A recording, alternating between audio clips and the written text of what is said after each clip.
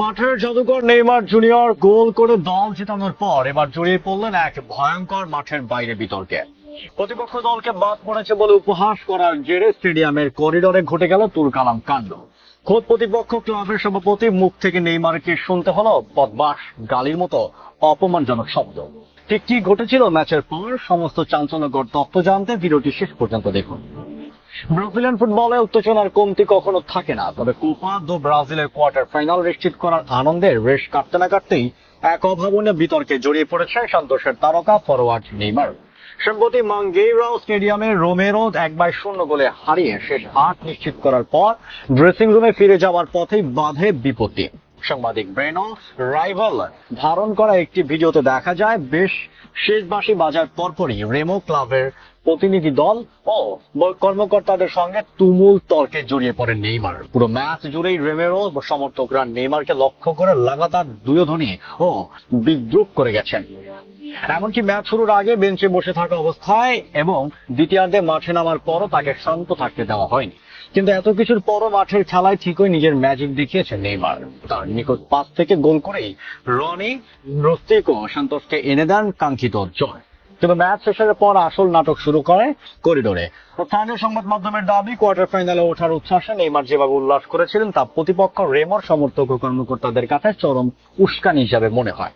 Gallery থেকে আসা দুয়ো ও বিদ্রুপের জবাবে নেইমার মেজাজ হারিয়ে উল্টো তাদের দিকে তাকিয়ে বারবার চিৎকার করে বলতে থাকেন, বাদ পড়েছো, বাদ পড়েছো। শুধু তাই নয়, এই সময় তিনি বিভিন্ন বিদ্রুপাত্মক অঙ্গভঙ্গি করেন, নাচেন এবং জিহ্বা বের করে প্রতিপক্ষকে আরো তাকিয়ে দেন।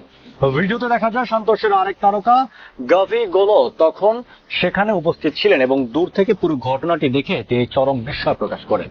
রেমা প্রতিনিধি দলের এই সদস্য সঙ্গে সঙ্গে পাল্টা প্রতিক্রিয়া জানিয়ে নেইমারের লক্ষ্য করে গালিগালাজ শুরু করেন। মুহূর্তের মধ্যে পরিস্থিতি এতটা উত্তপ্ত হয়ে যায় যে নিরাপত্তা বেষ্টনীর কিছু অংশ ভেঙে ফেলেন ক্ষুব্ধ সমর্থকেরা। খেলোয়াড় ও কোচিং স্টাফদের হস্তক্ষেপে বড় কোনো মারামারি এড়ানো গেলেও ঘটনাটি ব্রাজিলের ফুটবল হলস্থল ফেলে দিয়েছে। ম্যাচ শেষ হওয়ার পর এই অনভিপ্রেত ঘটনার তীব্র নিন্দা জানিয়ে প্রকাশ্যে ক্ষোভ উগরে দিয়েছেন রেমোর সভাপতি আন্তোনিও কার্লোস তেইশেরিয়া, যিনি ফুটবল বিশ্বে তোনিয়াও নামে পরিচিত। একটি বিস্ফোরক ভিডিও বার্তায় তিনি নেইমারকে আক্রমণ করে বলেন, সান্তোসের এমন উদ্যত আচরণের কোনো প্রয়োজন ছিল না। আর এই বদমাশ নেইমার, যাকে বিশ্বের কত শত শিশু নিজেদের আদর্শ মানে, সে এখানে এসে আমাদের সরাসরি উস্কানি দিয়েছে। এমন মানুষদের আদর্শ বানানো সত্যি সমাজের জন্য অত্যন্ত দুঃখজনক।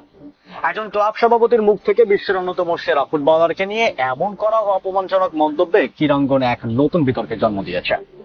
মাঠের জাদুকর হয়েও নেইমারকে কেন বারবার এমন উত্তেজনাজনক পরিস্থিতির জড়িয়ে পড়তে পারেন তা নিয়ে এখন চলছে জোর আলোচনা। ম্যাচ জেতার আনন্দে প্রতিপক্ষের খোঁচা দেওয়ার এই ঘটনা কি তবে নেইমারের ক্যারিয়ারে আরো একটু অপ্রয়োজনীয় বিতর্কে কালো দাগ ফেলে দিল?